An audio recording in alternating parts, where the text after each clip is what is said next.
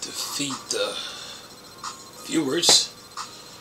Oh, by the way, hello viewers. Another beautiful day. Hope your five senses work. Health and strength is good.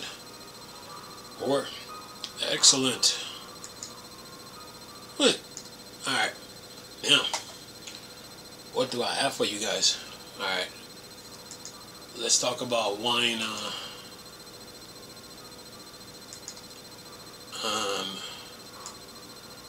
10.7. You're like, huh? Yeah, wine 10.7. Listen to this. It says here, wine 10.7 bringing exciting performance optimization. Wine 10.7 is out today as the newest bi-weekly release of the open source software for running Windows games and applications on Linux and other platforms. What I find most exciting with Wine 10.7 is the user fault FD, or then in quotes it has a UFFD, support for enhancing the right watch's performance. This can help some games with their game load times and more. The UFFD based tracking for right watches was worked on by developer Paul Goffman. CodeWeaver engineer Paul Goffman explained in the merge request the significant importance benefits this newly merged code can provide. Says here the primary motivation for this patch set is performance improvements. The issue was originally observed with Streets of Rage 4 game, which was sometime loading levels for about 1-1.5 minutes. While that was happening almost instantly on Windows, the performance problem is coming from netcore memory management / garbage collector code. That huge performance issue was caused not only by direct turnaround difference for write watch memory access, but also specifics of the algorithm, which was using different memory pools / strategies. Then it says effectively in brackets based on memory access timing, and was resulting in especially unfortunate patterns.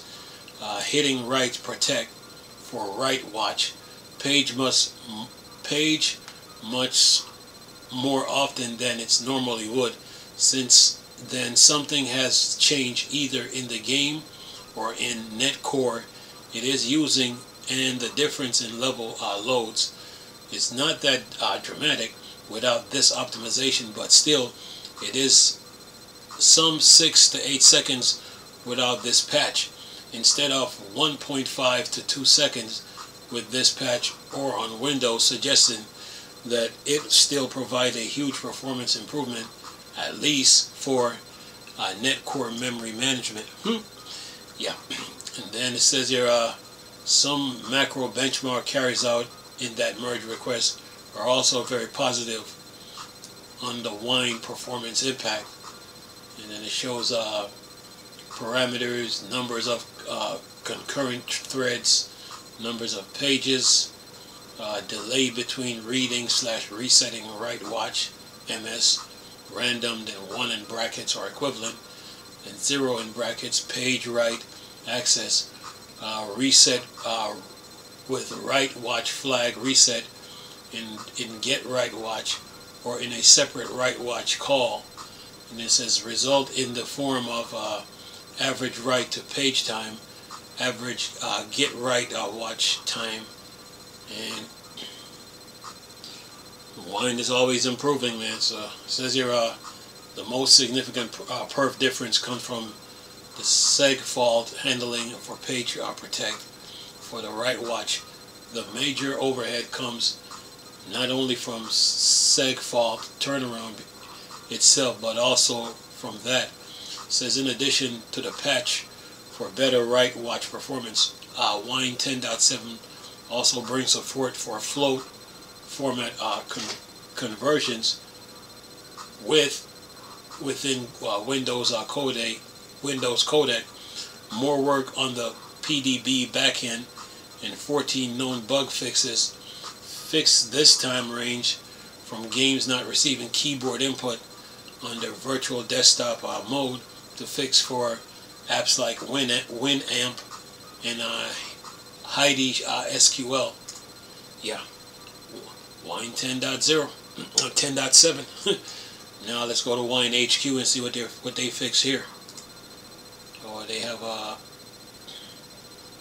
let's see what they have here.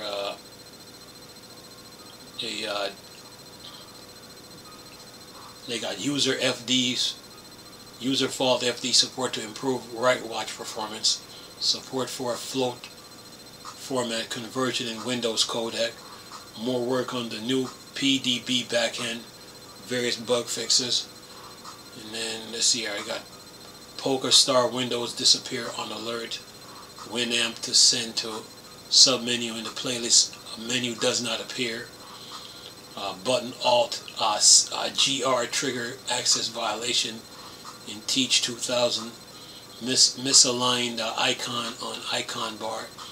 WinHelp pop-up appears with a bogus scroll bar which disappears when you click them. Scroll window extension, then in brackets, and then return error if the window is not visible in Windows API Sense. Real Windows returns null region, and then Barnham Junction failed to start, cannot create file, and then C/user/username/temp/BBC, and then what's that? Star, and then dot TMP/sim resource Barnham Junction /nameboard.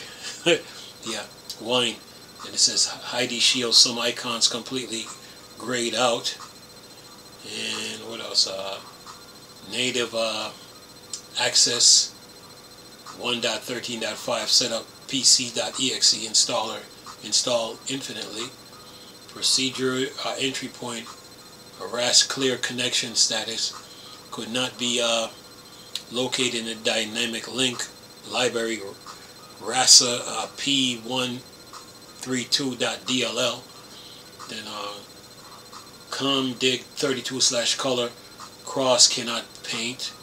Games do not receive keyboard input in virtual desktop mode. Then what's this? LVSCW _ auto size does not include the size of the state image list.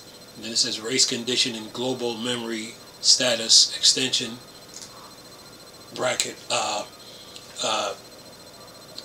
implementation. So those are the updates. Let's see who worked on this. Adam, Akiro, Alex, Alexandri,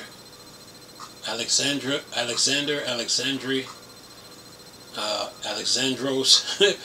Let's see who Attila, or Arimas, Bernard, Billy, Brandon, Charlotte, Dimitri, Elizabeth, Eric, Esme, Francisco, Gabrielle, Hans, Gino, Kino, Louis, Mark. Who's this, Michelle? Or is this Michael? I think that's Michelle. Mohammed, Nicolay. Who else worked on this? Paley, Paul. Let me see. Who is this? Cabin. Can't call the first name. Who is this? Stanek, Remy. Yeah, there's a lot of people. Stefan, Tim, and Shu.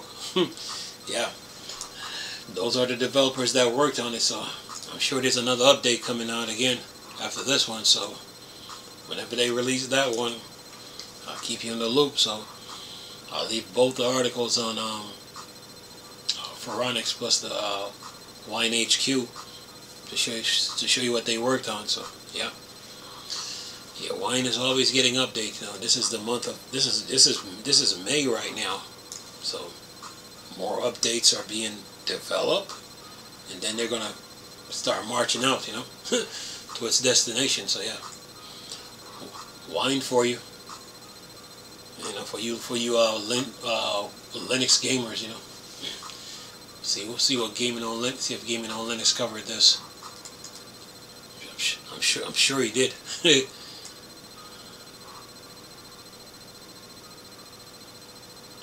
Yeah. Yep.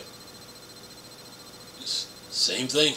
So yeah, I'll leave this article with the one from Phoronix in the description box. So yeah, wine is always getting updates.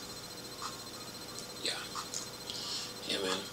When you have the Steam Deck, and that brought life into the Linux gaming community. Yeah, and you choose Arch Linux as your main OS. Oh yeah, and then you have all those Proton and utilities that you have to use. Oh yeah, and then you got games that you're sorting.